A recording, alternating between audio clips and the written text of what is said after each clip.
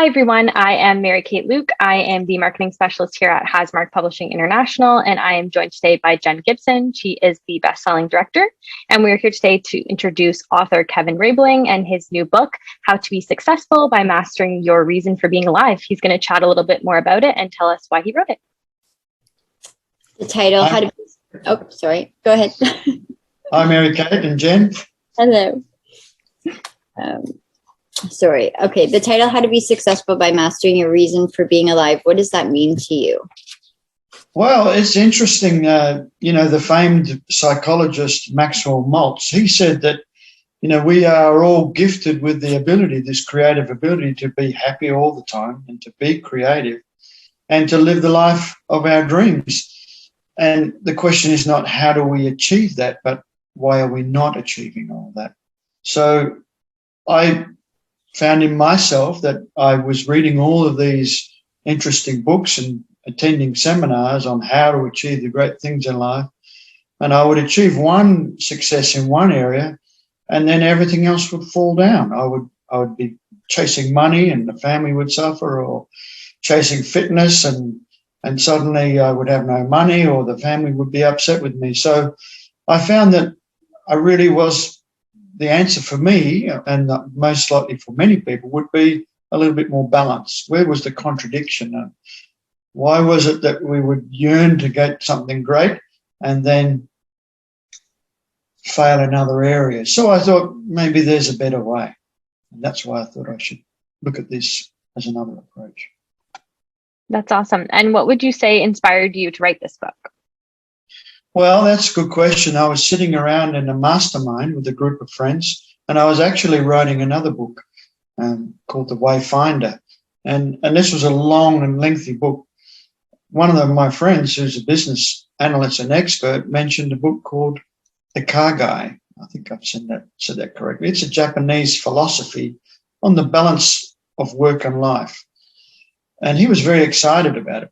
Actually, I didn't really want to look at it because I thought it would muddy my own approach and what I was writing about. But I did. I picked the book up and I found it very interesting, but it was lacking in some areas for me.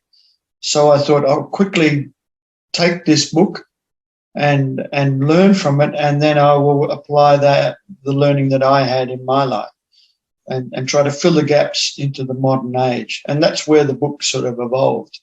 It was based on the idea, and then I took it in another completely different direction, the one that suited me. And I underpinned it with 35 years of research and experience and tripping over my own feet, failing, and, everything that could happen to a person, I guess it's happened to me along the way. So I tried to make it in simple terms and put it in the book so others can possibly find the balance for themselves. Excellent. What surprised you the most during the writing experience? Well, the book took me around about a week to write up and 3 years to polish. My biggest discovery along the way was that how I was surprised not only how it helped me in digging deeper and researching to find the answers to how we'd got through life, but was that we had this pandemic arrive just a little while ago. My book was already finished at that time of the pandemic. Technically, it was already done. But all of a sudden, the whole world had turned purple, turned upside down. I was very surprised how the principles in my writing, written before the pandemic, were so helpful for myself and for my family to get through it. We came through it quite well in good spirits. I found a new purpose in looking after the family and making sure that while for years I had been the prime breadwinner and I had many business opportunities and I'd been working forward on that, I'd always been the boss. I'd always been the guy running everything, and now suddenly I had to switch everything and find new purpose in supporting the family and others to get through it. And I found a new role in Rotary. So what I found was that the book actually helped me a lot to come through the whole process with a smile on my face. So I think, that was the biggest surprise for me. That's great. And who do you think can benefit from reading this book? Well, I think that, most people can benefit. I think that anybody who's reached a point in their life where they've tried a few things and maybe it hasn't worked out too well, they've hit a few walls, or they feel that maybe they've lost their mojo at the moment, and they need to pick themselves up, they might get something out of that. I think anybody who's tried to hit a big goal and reached the goal and then felt stuck, or perhaps a little bit of lost direction right now. What I did find as well is that people, particularly as they get a little bit older, in their 50s and 60s, are starting to look at maybe winding down or stopping, and they're losing their track. This is not the end. I found that in the developing of this book that we can live a lot longer. We have a lot more to give. I remember the story about Mahatma Gandhi and the finding purpose. He had no money, little resources, and he was up against the world's most powerful military might at the time. And just through word of mouth and its hope and inspired thinking, he managed to mobilize over 200 million people and brought a peaceful end to two centuries of foreign occupation. So I think if we can find purpose and hope and dig deep and keep doing it throughout our life, then we can live a long and happy life.